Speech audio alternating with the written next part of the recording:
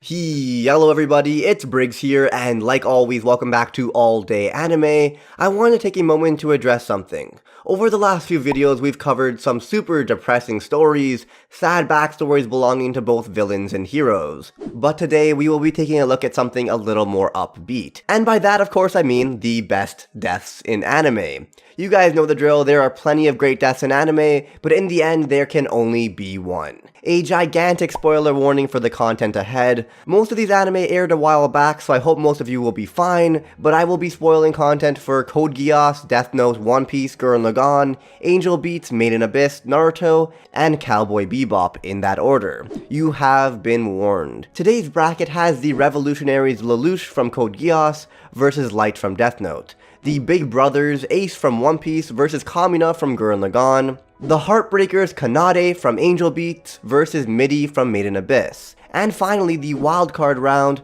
is Jiraiya from Naruto versus Spike Spiegel from Cowboy Bebop.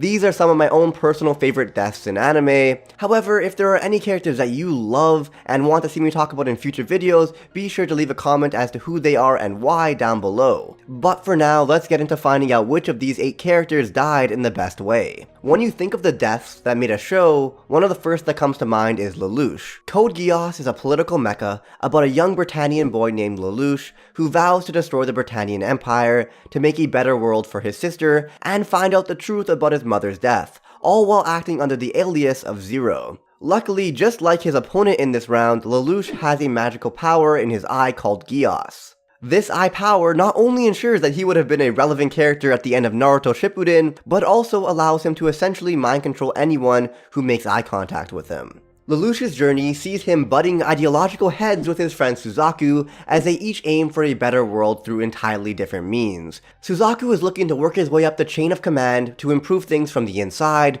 while our protagonist is taking a more direct route by attacking the Empire and looking to gain control of it. Each character begins diametrically opposed and have zero confidence in each other's methods. Lelouch believes Suzaku is too idealistic, and Suzaku believes Lelouch is more or less a sociopath. But you know, you can't choose your friends. Either way, throughout the entirety of the story, both of them act hypocritically and seem to lose sight of their original goals. Eventually, Lelouch wins out and becomes the leader of Britannia, only to become one of the most terrible dictators possible, all while his alter ego Zero continued to be a hero to the people. Then we find out this was all his plan. Lelouch aimed to become a unifying evil, something the whole of Britannia could rally against, and once he reached that point, he passed the mantle of Zero to Suzaku, asking his friend to kill him and live out the rest of his life as Zero. Lelouch knew that while Suzaku didn't have the cutthroat dedication to take the role of leader, he himself would be able to. Similarly, while he knew that he himself could become the leader, he would never be able to guide the people in the same way Suzaku could. As such, Lelouch's death at the hands of Zero acted as a closing note to the series. He had done terrible things, and so had Suzaku. And this final act of sacrifice by both of them was how they would atone for all they had done, while at the same time guarantee a great future for Britannia. And his opponent for this round is Light Yagami. On a similar note, he has a death that is basically the climax of his series as well. Everything that happens in Death Note led to this moment directly. In the first episode of the series, Light Yagami is given a notebook with the ability to kill anyone whose name is written inside, as long as he can picture their face while writing it. He plans to use this to clean up the streets by killing criminals. However, in doing so, he kind of becomes a serial killer in the process, believing that the ends justify the means. However, the Detective L and the police aren't exactly on board with a vigilante serial killer and begin on their hunt to turn out the light. I'm sorry. The whole story of Death Note comes down to Light and L, or his replacement, playing a mental game of chess trying to out Sherlock Holmes each other. While Lelouch had the ability to control others, Light could kill anyone in his path as long as he knew their name and face. So Death Note became a constant race to pile up evidence and trickery to put yourself one step ahead of your opponent, L to arrest Light and Light to kill L. About 2/3 of the way into the series, we come to this intense and dramatic point where both L and Light are moments away from figuring each other out. However, Light's plan comes to fruition first and L is taken out by one of the Shinigami.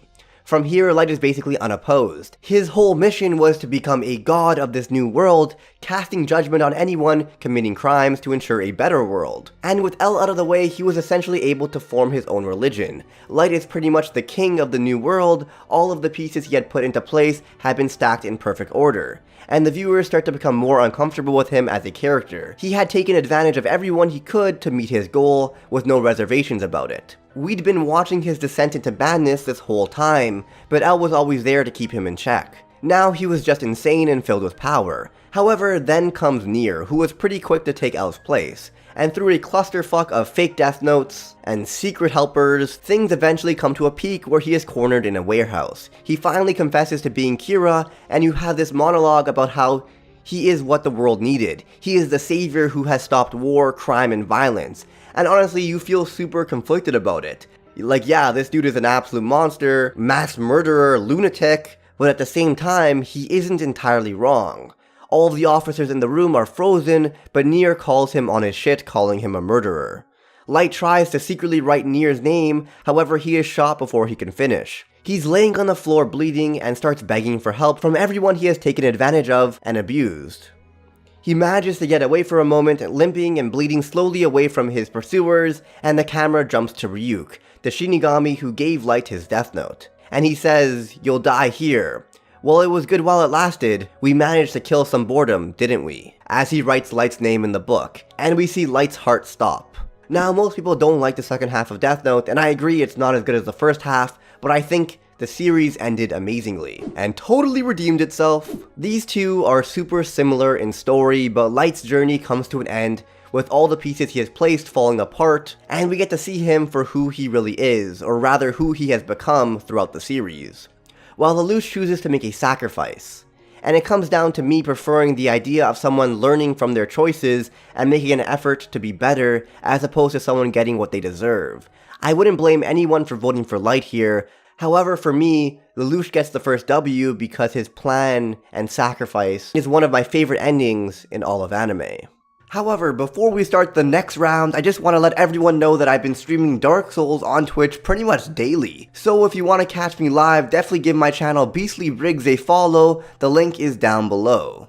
Moving on to round 2, we have Ace versus Kamina, the two best big brothers who aren't related by blood. So let's start off with Ace. Ace is the son of Goldie Roger, as well as the adopted brother of Monkey D. Luffy. But most importantly, he is pretty damn hot. After leaving the East Blue, Ace joined the Whitebeard Pirates, and as a result of his general badassery, he was pretty quickly made the second commander. However, while he was there, one of the pirates under him, Marshal D. Teach, killed a crewmate so that he could get the Yami Yami no Mi. We get our first real look at Ace when he meets up with Luffy in Alabasta while hunting for Teach. And goddamn is he awesome. Keeping in mind that most of the devil fruits up until this point have been pretty tame, we meet Ace and are just blown away. He's one of the first Logia users in the series, and we get this scene of him fighting a marine ship. He uses his more or less rocket-powered striker, flips over the ship and blasts through it with no effort. I don't know if I've mentioned this,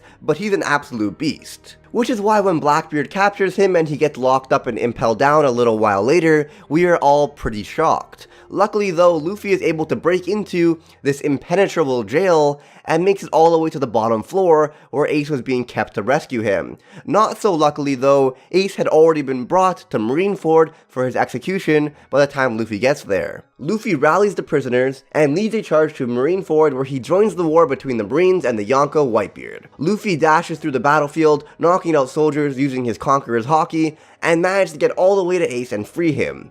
Then we get one of my favorite scenes in the series, Ace and Luffy back to back, beating the hell out of anyone who comes up to them.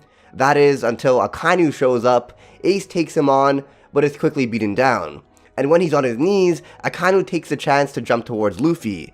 Ace sees that his brother is about to be killed, and decides to jump in the way and sacrifice himself. This death is wild. Ace was a fan favorite character, he was an absolute powerhouse, we just spent an entire arc coming to save him, but I really don't think there's a scene in the entire anime that quite shows how much of a threat the Marines are quite like this one. Ace's death is a big marker for the tone change in the series. It is easily one of the most important in One Piece.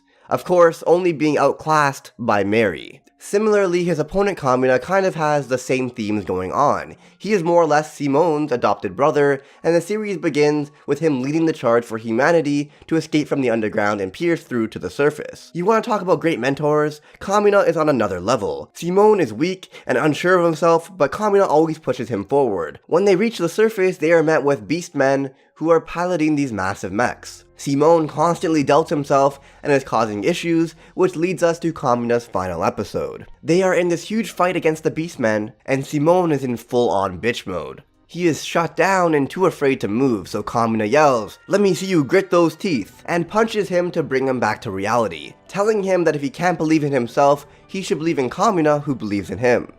Simone seems to perk up here, and literally seconds later, the Beastmen stab through Kamina's mech. Thinking he is dead, Simone falls apart. The energy and anger he feels is so massive that a volcano erupts. Don't question it, let's keep going. Kamina wakes up and launches the hand of his mech towards Simone, saying, "Just who the hell do you think you are, Simone? Your drill is the drill that's going to bust right through heaven and earth, and even tomorrow." Their mechs merge as they destroy a swarm of beastmen, all the while Kamina is covered in blood. They go on to take on the boss of the group, and Kamina lets out one final attack with all he has left. He tells Simone, "Never forget, just believe in yourself. Not in the Simone that I believe in, not in the Kamina you believe in. Have faith in the Simone that believes in you." Kamina recognizes he won't be around anymore, so he shifts his message from the first one where he lets Simone lean on him, to this new twist where he is letting him know that he doesn't need to lean on anyone. He is strong enough on his own now. Now, if you've watched Gurren Laggan, you know that Kamina was supposed to be the main character. Not literally, but he definitely felt like the leader of the group. Which is why when he died, it was so much more impactful than Ace's death. And that is why I need to have Kamina move forward. Let's just all take a moment to appreciate that One Piece lost in the first round of the bracket. Truly, we are living in the most wild timeline. I mean, all these characters lose to the Going Merry anyway, so clearly everyone else is fighting for second place. Next up is round 3, and we have the reasons I cry myself to sleep. Kanade from Angel Beats versus Mitty from Made in Abyss.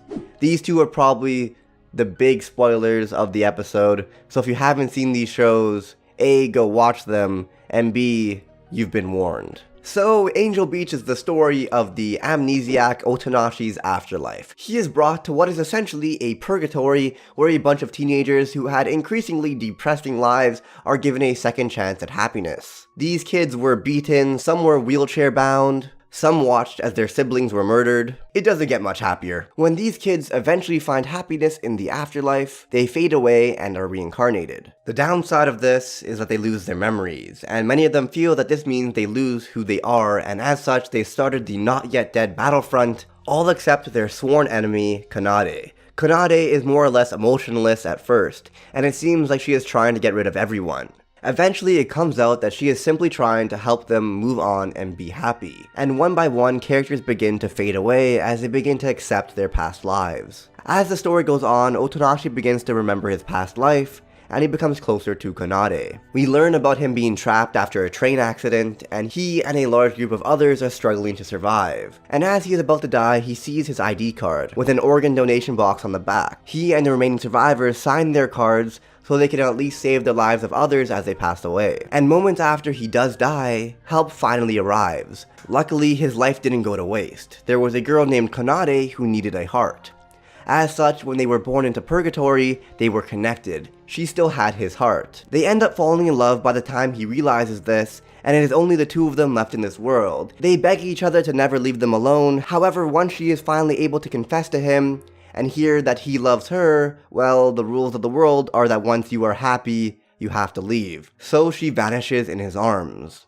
This is genuinely one of the most heartbreaking scenes in anime, and it's the first one that ever made my editor cry. Yeah, on that note, let's jump into Mitty, and by the way, anime only on this one. Made in Abyss is a hugely underappreciated series about a girl named Riko and her robot Reg. They go cave diving down a massive hole called the Abyss that is more or less bottomless in an attempt for her to meet her mother. As they descend, they find monsters and horrors that are genuinely still giving me nightmares to this day. If you have seen the show, all I need to say is Corpse Weaver. However, not everything in the Abyss is terrifying. Wait, no, yeah it is. Yeah, it is. But at least not everything is trying to kill them. When they reach the 4th layer, Riko gets horribly poisoned, and a young furry named Nanachi comes to rescue her. While Riko is passed out at Nanachi's home, we get our first look at Mitty. Trust me, she didn't always used to be this pile of slime. In fact, she used to be super cute.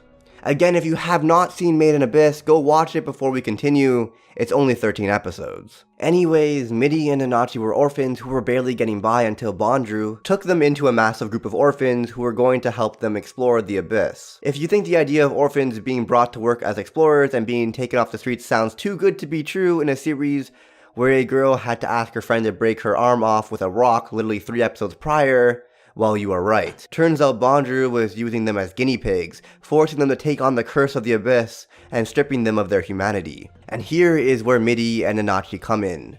This would be his next test, forcing all of the curse from one person into another. So while Nanachi was given a free furry costume, Mitty was turned inside out, and became a living pile of slime with no sense of being alive, as she begged Nanachi to kill her until she was no longer able to speak. It wasn't all bad though. After all, her soul was intact and she was now immortal. On the downside, her soul was trapped in an infinite darkness where she'd cry forever with no one to hear her. And of course, since she was immortal, this would never end. So Nanachi tried time and time again to kill Mitty and release her from this hell. She poisoned her, starved her, burnt her, anything she could try, she did. And nothing ever worked until she asked Reg to use his incinerator to kill Mitty without leaving anything that could grow back. If you couldn't tell, it was a little traumatic of an episode. Between the two of these though, I think I like Mitty's a little more. It's hard to describe with words, but Mitty's story along with her ending hit me so hard in the feels and affected me so much. It turned an average show into an amazing one, and I prefer Mitty to Kanade just a little bit. And while my editor super disagrees, it's my list and there is nothing he could do about it. I am a dummy. On to round 4, Jiraiya from Naruto versus Spike from Cowboy Bebop. We all know the stories of these two legends. Jiraiya was a legendary Sannin from the Leaf, and early on in his life he was given a prophecy that one of his students would end up being the savior or destroyer of the world. So he traveled everywhere in an attempt to meet his student. The first student he had was Minato, someone who would grow up to be the 4th Hokage. His second was Nagato, an orphan from the Hidden Rain. And finally, his third was Naruto. He raised all of these kids on his own and loved them unconditionally. However, things didn't always go as planned. Minato died defending the Leaf, and Nagato was killed shortly after Jiraiya left the Hidden Rain, or so he heard. It turns out he survived and ended up forming the Akatsuki years later. Jiraiya would go on to investigate the Akatsuki's leader, Pain. He infiltrated the Hidden Rain and was brought face to face with the 6 Paths of Pain. We got this insane fight between Jiraiya and Pain, and although the sage was holding his own for the first little bit, eventually numbers got the best of him. He took one of the 6 down, but upon climbing out of the water, he was grabbed by one of the others who crushed his windpipe, as the other 4 slammed down on him and stabbed him with their receiver rods. We watched as the light faded from his eyes as he starts to remember Naruto's unending willpower. Inspired, Jiraiya starts getting up to tell Fakasaku about who Pain really is. However, he can't talk. He spends the last moments of his life etching a code into the old frog's back, before Pain launches him into the water, where he starts sinking and saying he finally did something good with his life, and that he was proud of Naruto. And against him today we have Spike Spiegel. Spike is a character who grew up not caring what happened to him. He didn't care if he lived or died, working in a criminal organization. While working for them, he met Julia and his whole worldview changed. She was a reason for him to live. However, she was indebted to his friend Vicious. Or they were banging. They were never all that clear about that. Either way, Vicious is a little upset when Spike starts seeing Julia and sends assassins after him. Reasonable. He then goes to Julia and says he'd let her free if she killed Spike, but if she refused, he would kill them both. Spike fakes his own death and Julia goes into hiding to protect him. She'd never told him though. And as such, he was left alone, waiting in the rain and feeling betrayed. Throughout the entirety of the series, we see this whatever happens, happens attitude from Spike, where he does crazy risky stuff time and time again, not caring for his life at all. I'm gonna skip a chunk here, but way later in the story, they are reunited, and he sees a glimpse of hope, only to have Julia killed by an assassin, and with her, Spike's reason to live is gone forever. From here, Spike decides to kill Vicious. We get this amazing badass scene of him storming a building, taking out henchman after henchman, and slowly progressing to the top of the tower, where Vicious is waiting for him with a katana. Because it's an anime, so obviously he's at the top of a tower with a sword. There's this amazing fight where Vicious is dodging bullets and Spike is parrying the sword with his handgun, and this great bit where they each knock each other's weapon away, and pass them back to each other so they can continue. The battle ends with a draw though, as Spike shoots Vicious and he is cut, and his life comes to an end with a bang. Between the two, I think Spike's death does a much better job here. Jiraiya's story itself is great, but it's the type of death that we see all the time. Spike was a man living for nothing who found a reason to live through Julia, and had that taken from him, leading him to take on a man who is ruining his life, and ending his life on his own terms. To me, Spike is a clear winner here, and if you watch Cowboy Bebop, you will likely agree. But if you're a Naruto fanboy who hasn't seen Cowboy Bebop, then I'm waiting for you to leave a hate comment down below. So, you all know the drill. First round is slow because I gotta cover all their stories, and from here we could go on through things much faster. Now let's take a look at our winners so far. We have Lelouch versus Kamina, and Mitty versus Spike. When it comes to Lelouch and Kamina, I think I have to give it to Lelouch. Kamina's death sets the tone for the series that follows, and pushes the series forward, and it was a great starting point. However, when we look at Lelouch and Code Geass, we have a different story. Code Geass is great all the way through, and then when it comes to Lelouch's death, everything came together, and it elevated the rest of the show in such a beautiful way that the whole show felt amazing. When you think of Code Geass, do you think of the stupid pizza episode? Or how about that cat one? No, because when you think of Code Geass, you're too busy picturing Cece and Colin. But after them, it's all about Lelouch's death. So for that, he moves up. Mitty and Spike has to go to Mitty. Don't get me wrong, Spike's death was phenomenal, but it has been ages since I've watched the character's death, and been hit as hard as I was when I watched Mitty get incinerated. Especially after watching her take on Nanachi's curse. Like even now, it's so much to take in. And that's why in the finals, we have Lelouch versus Mitty. And listen, I love Lelouch. His whole arc is great, seeing the path he took and how things came together so perfectly when he died. And that's why he will absolutely be the winner of today's bracket. Like I said up top, when I think of a great character death, I think of Lelouch. He's the first thing that comes to mind. It's iconic, whereas Mitty is more of a scar that has been left on me. They do different jobs, but to me, they just don't compare.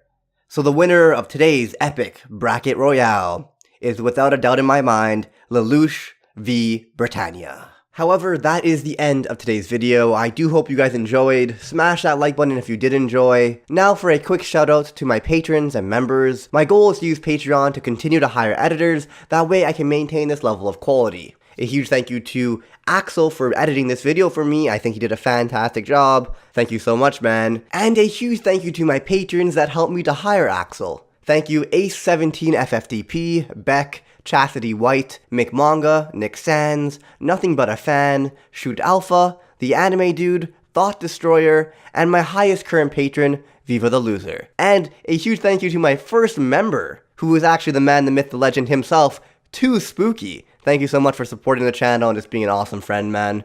Me and him actually have a collaboration in the works, so you guys could expect that sometime soon. But on that note, I do hope you guys enjoyed, and I will see you guys all next time, dudes. Shin Paku. El Sai Kangaroo.